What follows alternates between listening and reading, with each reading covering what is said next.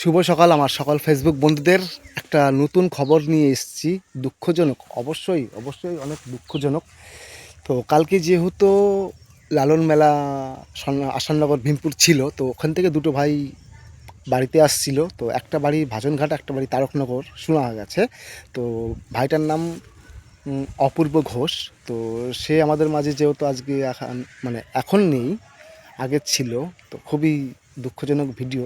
তো আসার পথে, তো লালন মেলার থেকে যেহেতু মাঝে থেকে আসার পথে আমাদের সতীরঘাটের ওইখানে একটা বড় একটা দুর্ঘটনা হয়। দুর্ঘটনা মানে কোনো গাড়ির সঙ্গে নয়, তো ওরাই দুর্ঘটনাটা ঘটিয়েছে। মানে মানে এত স্যাঁচড়াতে স্যাঁচড়াতে গেছে, মানে পোল, তিনখানা পোল ভেঙে গেছে, সুপারি গাছ ভেঙে চুইচুর মানে ফেটে গেছে। তো চলো আজকে সেইগুলোই দেখা যাক।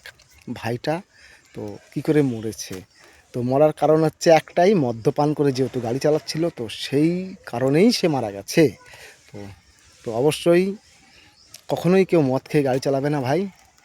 আর কি বলবো, চলো দেখি আমরা কি হয়েছে জিনিসটা। হ্যাঁ, চলো সঙ্গে থেকো, পাশে থেকো। আমি রাজু।